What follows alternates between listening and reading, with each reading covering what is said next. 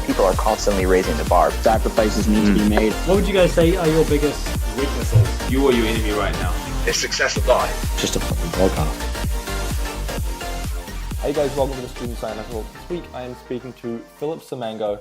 He is the creative director of KxngdomVisuals. Phillip, how did you get into this? How did this all start? This whole creative project and now this company. How did you get into this and how did this start? Well, thank you, James, first and foremost, for having me. And being completely honest, long story short, it was a long roller coaster getting to where I am now. When I actually started, KxngdomVisuals actually started as a graphic design business, like purely graphic design. What I was doing was it was April 2017 last year, and I was actually basically just designing YouTube channel banners. There was this videographer here in Ireland who needed a channel banner made for him, and he put it up on his Instagram, and that's basically what helped me gain a lot of traction. And next thing I knew, I had people DMing me asking me to make basically channel banners for them. And after one thing to the next, I fell in love with taking photos and making videos, and I loved the aesthetic for it. Since I did graphic design, I already knew about color. I knew about proportions and different angles and different things like that, perspective, and it fed so much into my photo and video side of my life. And next thing I knew, it was a full-fledged business. At first, it was just a hobby, but next thing I knew, I was pursuing it as a passion, and I fell in love with it. And it really got real for me because I founded the business in October of 2016 as just a hobby page on Instagram. I was just posting photos which I took on my iPhone 5S. And next thing I knew, I was making YouTube channel art, and next thing after that, people were asking me to make videos for them. And that's how it really all started. That's probably the short version of the story. But today, as I stand, I'm running the business. I'm 18 years old, and it's fully registered under the company's registration office of Ireland and everything. It's been a crazy year, and to put it that way. So I can't wait to see what else is left in store now for the rest of the year. It's and definitely beyond. Pretty crazy because you're 18 and it's a lot of 18-year-olds very typically follow this very generic linear path, and a lot of them, we talked about this a bit before the show, a lot of them sort of get stuck in that sort of, they don't see things like the side hustle as possible or smart or a point of it. But what made you sort of realize that you could make this your passion and could make this your career? Well, being completely honest, I realized that I was able to make this, if you want to call it side hustle of mine, into a career, was basically when I was applying for 9-to-5 jobs everywhere. I was looking for a job. I was around 16, just turned 17 years old. This was October 2016, around the same, actually September 2016. And up to this day, basically, I had been looking for just a quick side job just to be able to make ends meet, really. And I was just knocking door to door, applying for any little retail job that popped up. And I kid you not, till this day, I still haven't landed a single job.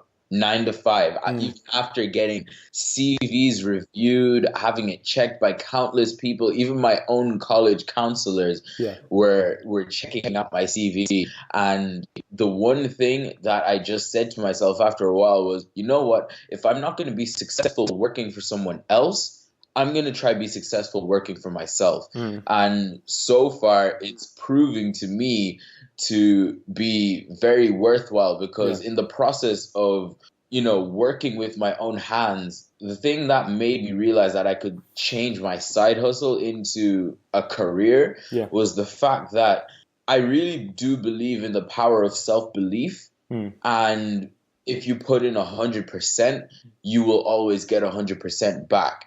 I read a very interesting quote the other day that an entrepreneur will work 80 hours just so that they won't have to work 40 hours. And I read that.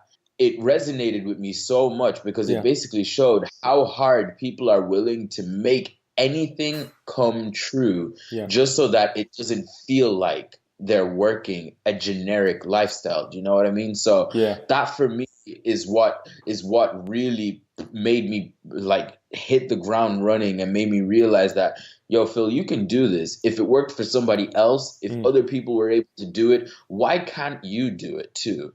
And it also brings me back to some of the quotes, which I always I'm a person who loves speeches and quotes, and I always, keep them with me just to inspire me further. And one of the quotes that I always think about is, it's quite kind of a long one, but it was by Conor McGregor. And he finishes it by saying, "I'm not talented, but I'm obsessed." And he was basically talking about his UFC passion. And he was often, to my belief and to my understanding, he was one person who was often ridiculed by people who were telling him, yo, you should just go get a job. You can't turn this, passion of yours, this little side hustle of yours into an income. And now look at him. He runs, like, if it's safe to say, he kind of runs the UFC. And he's like a global phenomenon. He's not really an overnight success, but in a short amount of time, just by implementing that self-belief and not just using his talent, but making it into an obsession, he turned it into an income. That's why when I look at myself, I'm just like, I don't care what it is that I'm passionate about. If I really am down for it and I really am passionate about it, because I know my passion can drive me to places that I've never been, I will make sure that it happens. And that's exactly what sticks with me every single day, man. I definitely find like the thing is, for me, when the work is something like podcasting, I can do it all day, and it's like literally I'll come away smiling every single night. But it's like when it's like, oh, you had to go and wash dishes for 3 hours, or you have to go like be a waiter or something, like that's when it becomes a drag, and that's when it becomes just a negative influence. But I think that there is a place for those wage jobs, but like to anyone, I would recommend, like, if you can get away from them, because it's like, because if you really notice though, in this day and age right now, if you look at the way like the world is working right now, more and more people are starting to leave their regular 9-to-5s. People don't want to work for other people anymore. That's old. That's old. That's not how the world works anymore. People want to work for themselves and make big money by themselves.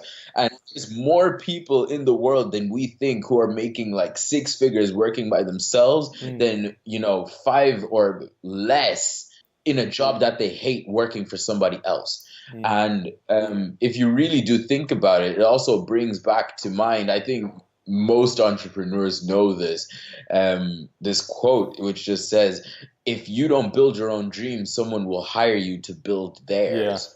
And if you really think about it, it's true. And whenever I thought about that, I was like, is this your dream? Is, you can say, okay, being a doctor or being an engineer or being a lawyer is your dream. But at the end of the day, are you really fulfilling yourself or are you fulfilling somebody else? And at the end of the day, that's what life is really all about. It's kind of like that constant journey of seeking fulfillment, and you want to find fulfillment in something. People find fulfillment in different things, but for me, I feel like, my business is something that I can't let go of because I've come this far and I love what I do. And just to see the results of it as well, that it makes you feel even better.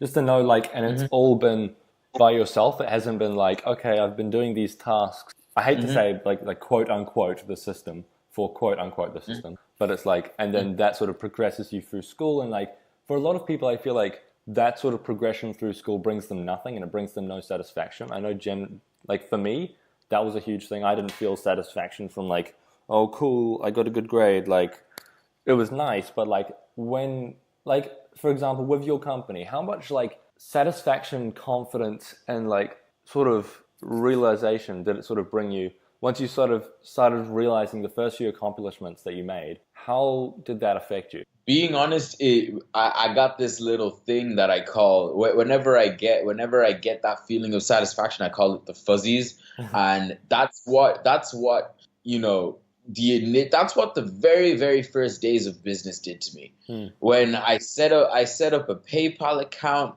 and I saw paper rolling in, and I was like, oh my goodness, that I got that fuzzy feeling for the first time in my life. Yeah. And it felt good because I was like, I made this and someone paid me for it. Yeah. And they were happy with it. Yeah. I worked with my own hands, and that gave me such a great feeling of like, I feel fulfilled making somebody else happy. Yeah. And if anything now, it's not just about my business, but I'm also on a personal brand journey by myself. Yeah. And your personal brand, I've learned it's something that will never die as long as you work on it. It's something that cannot die as long as you give it 110%. And whenever I thought about myself, I would be like, I don't want to just, get that same fuzzy feeling when I do business, but I also want to get that same fuzzy feeling as a personal brand. You know what I mean? So if I'm working by myself and I'm just adding value to someone, not even talking about business, but just adding value to another person, gives me that same feeling of fulfillment. Like right now doing this podcast, this is a feeling of fulfillment because I like to share my story. I like to talk to other people. Of course, you may ask that some people can come across and ask the question, who the hell is he to tell his story? But that's the thing. Who the hell am I to tell my story? Anyone can share their story. It's free. You can share as much as you want, and it can give you, and no one realizes how much fulfillment it can bring to somebody. Because you know that everyone's story is different. Yeah. And so many different things from each other. No two stories will ever be the same. Yeah. So that for me on a personal level is what gives me that kind of feeling of fulfillment and that fuzzy feeling. You know what I mean? Yeah. I've definitely found like the more and more, like when I first started this, I didn't realize once I was actually on TV for this thing, and it's basically they take you home and they interview you about your story. And then they were saying, the guy who was interviewing me, he was adamant that everyone's story is completely different. And I didn't really believe it at the time. But then now, the more and more I've been doing this, I've realized how many lessons, the different lessons you can get from everyone's story. There is a lot of crossover when people are doing similar things. But it's like they all have vastly different stories that bring different lessons and have emphasis on a lot of different points. Yeah. I'd like to touch on, so with university, you're doing engineering. How do you sort of balance that with your creative side? And how do you sort of bridge the gap between, if you know that, like, when you get to the point when you're like, okay, I could definitely do this as a career, I could drop out, sustain myself right now. How do you, like, think about that now? If you want to skip this question, we can skip this question. But how do you, like, think about that now, and how do you see that progressing over the next 2 to 3 years? Well, being completely honest, man, I have a goal of being completely self-sufficient just by, my own means of income, not an engineering job or anything, not by a degree. I have that goal for within the next 5 years. To be completely 100% self-sufficient. And I know some people may wonder, why are you setting that goal so far away? But basically 5 years from now, or 4 years from now technically, is when I'm going to be finished college. And how do I work around it now? It's really, it's not easy to balance everything, but it's something that you have to teach yourself, that you have to learn how to handle. And if you really want it enough, you're going to teach yourself to make it happen. So, for instance, engineering is not a course to joke with. It's if you're going to study engineering in college, you need to give it 110%. It's not easy. It's not something that where you can, basically study the night before the test and still expect to pass. Right? You have to be doing it consistently. Same thing with content creation or with any sort of entrepreneurial endeavor somebody may be making. You have to do it 110% if you really want to see it, shine through. So I guess day to day, it just means I have to schedule my day really well. I have to know, okay, every day I literally write down from like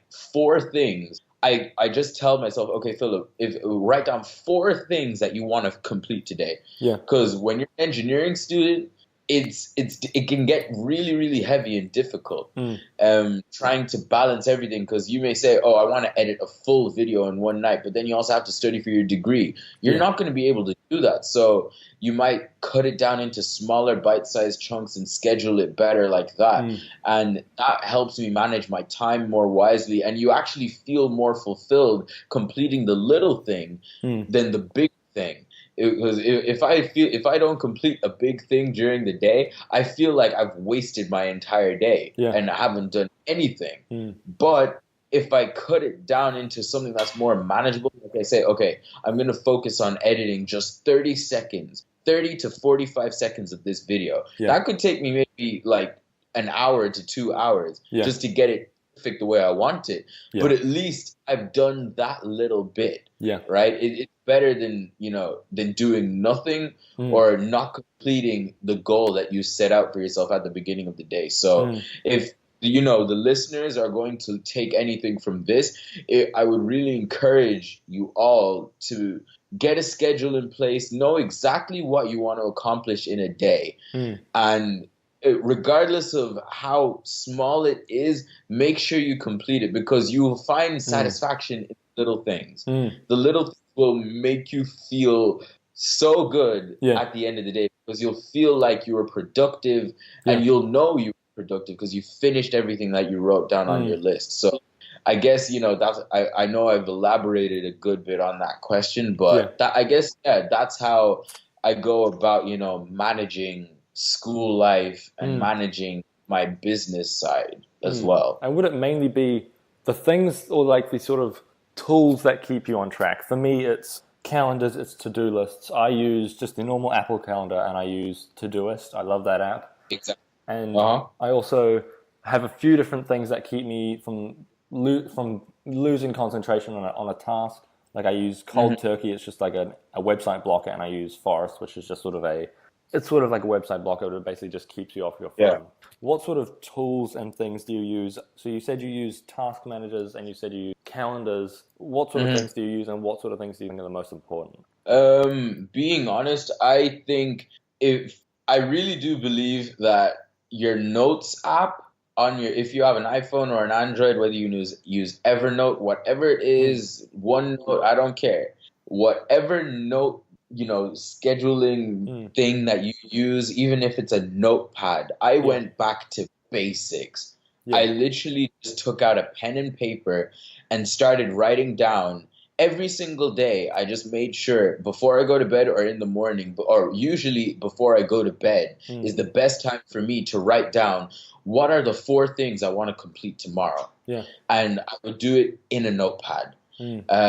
Other days, if I'm not feeling the notepad, I'll literally just put it into I'll have it in my iPhone on my notes app, and it syncs well to my MacBook as well. So if I'm not near my phone and say I've turned my phone off, at least I can still check off everything that I planned to do during the day. And if I see I still have 4 hours to kill, or if I have 3 hours to kill, 2 hours to kill, that's still time to kill. So you can add maybe 1 or 2 more things, see what else you can get before the end of the day. And that gives you that little extra boost, just to make sure that you were, maximizing your time during the day. And I guess the last thing that I would also use besides my notes is the calendar app. I always fill and schedule everything. Yeah. I can't, not a day goes by that I don't have something in the calendar. Yeah. If I don't write down something into my calendar, I feel like I'm not doing anything. So Yeah. it's whether it's, scheduling to go for, worship team practice, whether it's scheduling to go to, to schedule my lectures, meeting up with friends, business calls, doing, a podcast like this, I have to put it in my schedule so that I make sure that I've completed everything that I said I was going to complete during a day. So that's what I would do most of the time to make sure that I'm staying on track. Just a good notes and your calendar. Yeah. Whether it's electronic or pen and paper, it will help you a lot in the long run. I just feel like it helps time management like so much, because if there's no like decision bias of what to do, you don't have to think about, okay, what am I doing next? You just, okay, it's on my calendar, I'll do it now. And then if there's nothing on your calendar, you go to your to-do app and then you see, okay, I've got these 3 tasks I can do. Boom, I can go and do them. And I think a lot of people struggle with maximizing the efficiency of their time, and I still do. And I think it's hard to get it to 100, but I think you can get it closer to 100 than people realize with just being honest, it's a difficult thing for anybody to maximize time. It's something that it can take a while sometimes to even figure out how to maximize your time. But I guess when it comes to maximizing like your own time and the time that you have, these 24 hours that you get in a day, the best way to maximize it is to figure out what's your strategy, what's your plan of attack for the day. And that's what I think about before I go to sleep. Yeah. Like that's my nightly routine, which I set out for myself to gradually get into. Is okay, an hour before you go to sleep, you turn off your phone. Yeah. Make sure you're not replying any messages. Maybe switch on a little bit of music. I actually learned this strategy from Bob Van Boel. If you guys want to check him out on Instagram, but. For me, that taught me a lot, and it's been helping me a lot. And at the end of my days, I just write down, okay, so what am I going to do first? Yeah. If you're going to do first, and you know how to complete that task efficiently, you already have found the key to maximizing. Just write down what you can complete first. Maybe even some people like to flip it on his head and complete the most difficult tasks first. But I don't know about you. I like to get the simple ones done first because it gives me like, a little, kick in the backside, I guess. So you just like, it's like you're crawling a little bit at the very beginning of your day. And then so that when you get to the bigger task, you've gone through each stage. You crawled a bit, you walked, you started running. And now you're just completing the biggest task of your day. You get it done by the end of the day and you're good. Yeah, I think and that's how you maximize. I think I've heard like a lot about 2 sort of schools of thought. I think if you're procrastinating and like you don't know what to do, then a good thing is a really good thing to do is to do like a small task, because like even if it's like doing the dishes, like just go do the dishes, get it done. And then there's like I think it's quite old school. There's this book, Eat That Frog, which I think is where a lot of the whole like do your hardest task first came from. Yeah. It's basically like the idea is when you get up, do your hardest task first because you're eating that frog, and then everything from there is just easier. Everything should be relatively straightforward. So when it comes to like sort of these sacrifices, if you can even call it that you sort of have to make, because I know for myself, like I wouldn't call it sacrifices. It's just different lifestyle changes that I've had to make when I'm like trying to get into high gear and trying to be as efficient as possible while still maintaining that like lowest level of human connection, if you know what I mean. Like I try not to hang out with friends too much. I try not to do all that kind of stuff, but I think there is a balance, and it's very hard to find that balance. But how do you go about finding that balance between being a workaholic robot and having like friends and being a social human being? Okay, so being completely honest, I guess when it came to figuring out my balance between, working a lot and being with my friends, I just had to figure out, which do I really want more? Yeah. Do I want to please the people around me more, or do I want to get what's going to benefit me the most? Yeah. So is pleasing others going to help you the most, or is, completing what you need to complete to feel quote unquote fulfilled the most important thing for you to do in your day? So I guess when I was on my journey to reaching this stage anyway, there was a lot of changes that I had to make. And being honest, it's inevitable for anybody who wants to make serious changes in their life and wants to get their life straight and really start, having a laser focus on what it is that they want in life. You are actually going to start, realizing that you're going to value the time that you spend by yourself. When you'll get to know yourself, and you're going to get to know things about yourself which you never even realized. And when that happened to me, that's when I started figuring out how I'm going to divide my time between working towards my dreams and spending time by myself. And then dividing it amongst friends. So I only give friends the time that I really feel they really deserve during my day. Because I really feel that everybody, regardless of who you are, deserves 100% to be jealous with your time. Because time is precious. It's the most valuable commodity that every single one of us have. And how much you give to somebody else, how much of that time you give to somebody else is precious. Last year, the year before that, I spent too much time giving away my time to other people. To an extent, actually, I'm not going to complain about that though. I don't complain about the time that I gave away to other people because it made me realize things about myself which I never thought I ever knew about myself. Yeah, it was great, but now when I look back at it, I'm just like, the times when I was having meaningless conversations with certain people, I could have productive with my time. So hence now I only say, okay, if I've scheduled to meet up with a friend today, then cool, so be it. Then that's what I'm gonna do today. Sometimes if I feel like there's actually days when I feel like, Philip, you're working too much. Like, of course, there's an optimal amount of work. I know some of us like to have, that Gary V kind of mindset where it's just like, work your butt off if you want to achieve your goals. Nobody cares. You just got to be working 24/7.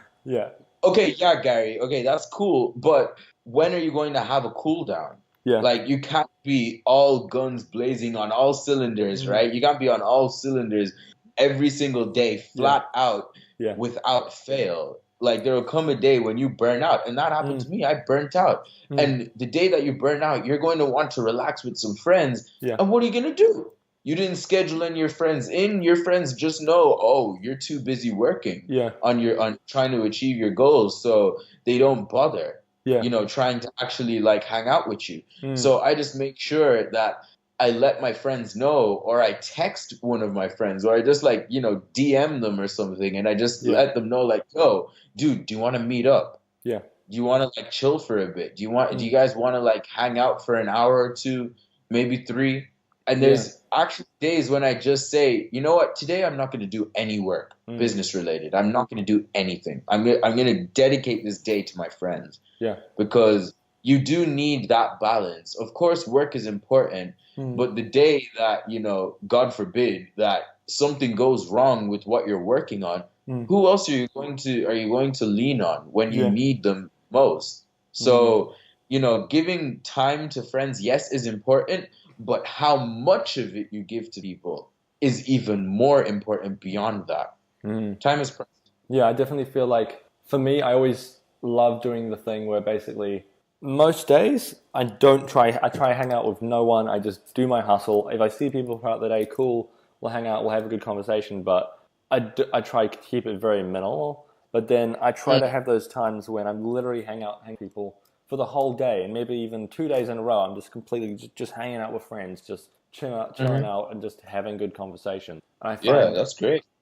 for me, like, I found a lot of my friends have transitioned to more, even just podcast guests and people that I've interacted with online, because as you said, like, a lot of friends sort of drift away as if you work too much. And I found a lot of them do, but for me, I found a lot of the a lot of the friends that I knew weren't good for me sort of drifted away. And I found the ones that particularly made a positive impact on either my happiness or just on my well-being have tended to stick around, which I think is hopefully generally true for most people. Maybe I was lucky, but I think it's quite good having that, like, sort of realizing the quality relationships. And I think Exactly. then it's like you need to spend less time with friends, but also the time you're spending is going to be high quality, and you know it's not going to be a waste of time. It's not going to, you're not going to feel bad like, okay, we just wasted 4 hours sitting there on our phones doing nothing. Like, it's going to be like a quality conversation or a quality connection. I'd like to. Yeah. What would be your final advice for someone who wants to get into a creative field, but they haven't started and they have their little passion that they want to do, but they don't know how to scale it or how to monetize it or how to take it to another level? What advice would you give to that person? Okay, so let's start from ground zero. If you're a person who wants to do something creative, if you want to do something creative and you're already thinking about monetizing, my best advice right now is stop thinking about monetizing and just focus on the passion. Focus on building that passion for what it is that you want to do. Because passion, once you've built it up, and it's like a burning flame that regardless of what happens to you, it won't go out. It's you're no longer talented at it and you're no longer interested in it, but you're actually becoming subconsciously obsessed with it. Right? So at the very beginning, like my own testimony for that when I started, creating graphic design and stuff, I didn't start graphic design thinking that I was going to make money. I started it because I loved it. And of course I liked seeing other people making graphics and stuff, but I was like, Phil, come on, just do it. And for a long time I was reluctant to even start. But the best you can do is just start. Watch YouTube tutorials, I don't care if you use Vimeo, whatever it is that you want to do. Read books about your passion.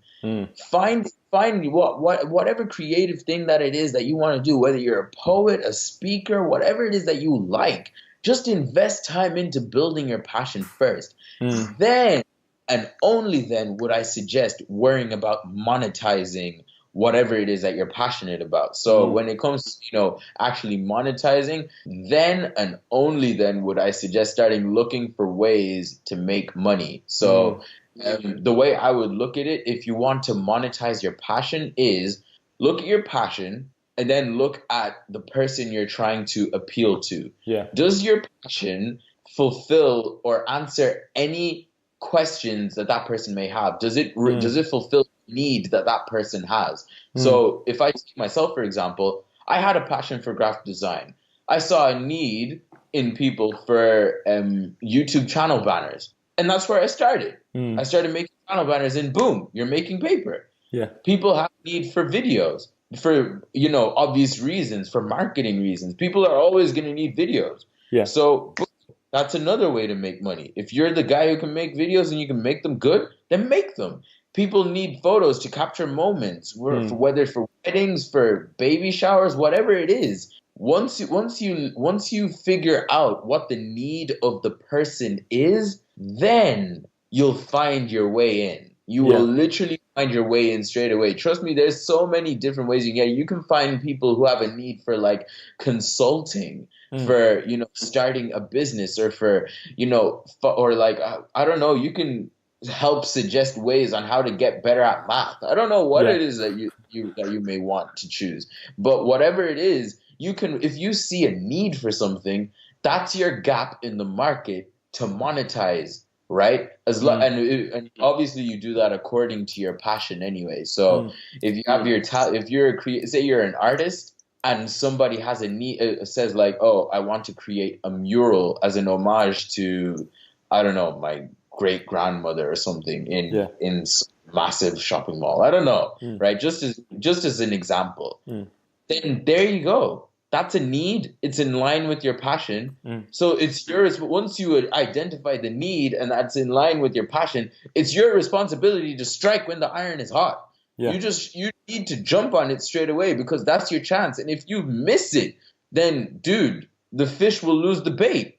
And next thing you know, you just got an empty fishing line. Yeah.